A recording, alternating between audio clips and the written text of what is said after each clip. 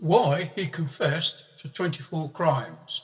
The Bucks Herald, the 11th of February 1971, converted on LSD trip. The headlines read, David Clarke, who had a 3-year career of undetected crime, experienced a Christian conversion while suffering from the effects of LSD, he told Aylesbury Magistrates Court on Tuesday. After wrestling with his conscience for a year, he confessed to 24 crimes and gave information leading to the recovery over £1,000 worth of stolen property. In court, he pleaded guilty to charges of stealing a £300 colour TV set from an old people's home, a £20 spray gun, a hydraulic jack, and he also asked for 21 other offences to be taken into consideration, including stealing a builder's shed, 2 cars, a bicycle, an electric arc welder, 2 other TV sets, 2 compressors, a road trailer. Clarke, 21, of Finmere Crescent, Aylesbury, said his reputation in the town was that of a man who was enjoying himself. I used to sell drugs to young people and indulge in permissive sex, he declared.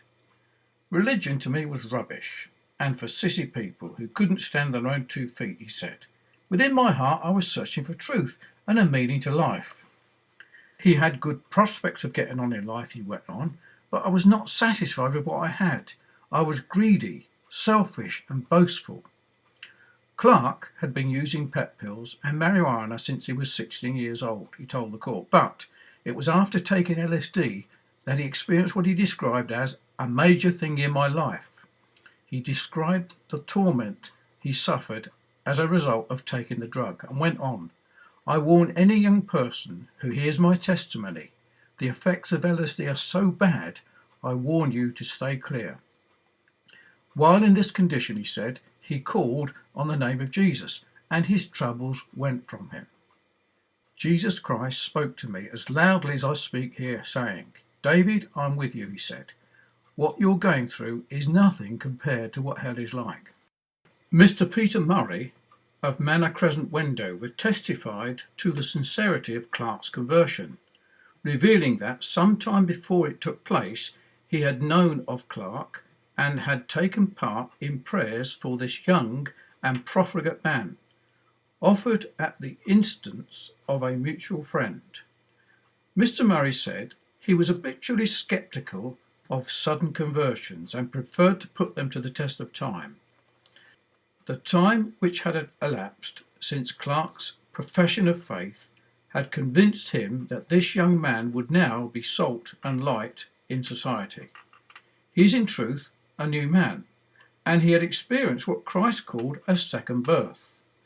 Mr. Murray said Clarke now put himself out to be of assistance, read the New Testament intensely, always carried a New Testament, attended a wide circle of churches, and would spend hours in discussion on spiritual things.